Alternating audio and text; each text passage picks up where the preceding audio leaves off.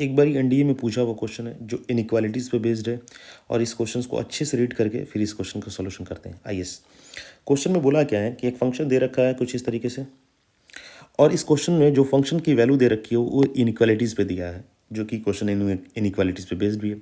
और इसका आंसर जो दिया है कि एक्स की value in terms of A and B, और ए और बी क्या है, मिसिंग है, और ए और बी कैसा नंबर है, नेचुरल नंबर है। साथ ही साथ हमसे पूछ क्या रखा है, जीसीडी। जीसीडी का मतलब क्या होता है, एचसीएफ। एचसीएफ हमसे पूछ रखा है। जीसीडी का फुल फॉर्म होता है ग्रेटेस्ट कॉमन डिवाइजर, मतलब एचसीएफ हमको निकालना है इन दो नंबर्स के बीच में।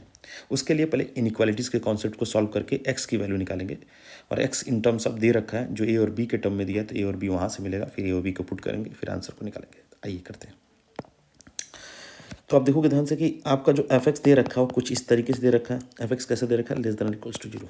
ठीक है, तो एफ एक्स की वैल्यू जो लेस देन और इक्वल्स टू जीरो दिया है, तो उस पर आप क्या करोगे पहले कि एफ एक्स की जो भी वैल्यू दिया है पर उसको नोट डाउन करोगे, तो x square minus x plus six.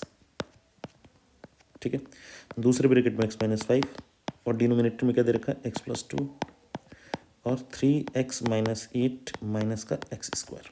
ठीक है, अभी कंडीशन कुछ इस तरीके से था।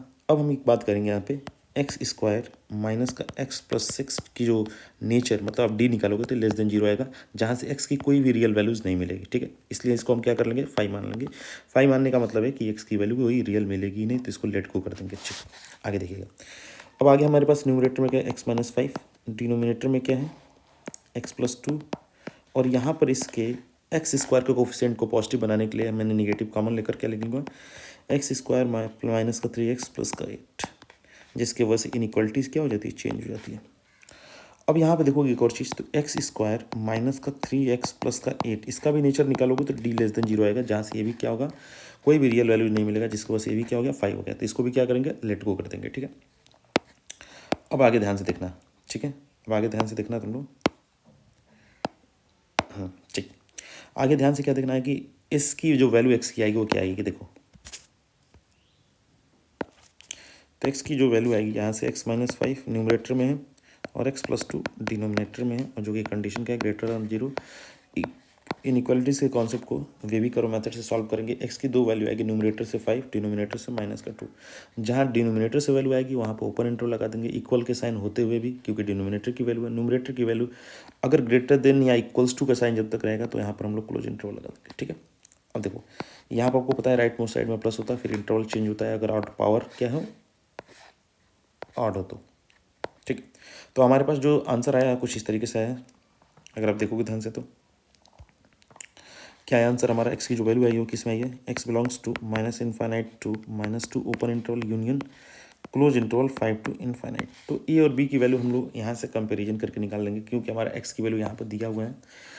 एक्स की वैल्यू जो दिया हुआ है हमारा, वहाँ से कंपेरिजन करेंगे तो ए की वैल्यू हमको क्या मिल जाएगी, यहाँ से 2 मिल जाएगी, क्योंकि यहाँ पर माइनस ए की वैल्यू माइनस 2 के बराबर, तो ए की वैल्यू 2 हो जाएगी, बी की वैल्यू क्या हो जाएगी, 5 हो जाएगी, बी की वैल्यू क्या हो जाएगी, 5 हो जाएगी। ठीक है, ए और बी की वैल्यू अगर निकल गई हमारे पास, तो यहाँ पर हम लोग वैल्यू पुट करेंगे, देखिएगा ध्यान से। तो ए की वैल्यू 2 है, तो 2 में 2 इंटू ए पे पावर 4, मतलब 16 टू या 32, 32 और प्लस 4 कितना हो जाएगा, 36। और बी की वैल्यू है 5, 5 का स्क्वायर 25 माइनस 1 24, मतलब इन्हीं दो नंबर का हमको एचसीएफ निकाला। आपको पता होगा 36 और 24 का एचसीएफ क्या होता है, 12। ये हमारा फाइनल आंसर हो जाएगा। अब यहाँ से एक बात समझ में आती है कि आपको इनइक्वालिटीज़ अगर अच्छे से आपने पढ़ा होगा तो ये कॉन्सेप्ट बहुत अच्छे से समझ में आई होगी। अगर नहीं पढ़ा है तो प्लीज़ मुझे कमेंट में इनइक्वालिटीज़ टाइप करिए, मैं पूरा इनइक्वालिटीज़ पे वीडियो बना के अपने यूट्यूब चैनल पे डाल दूँगा, आप वहाँ से जाकर देख सकते हो। आप इसको लाइक करिए, प्लीज़ शेयर करिए इसको, और बहुत सारा इस पर प्यार दीजिए। Thank you so much.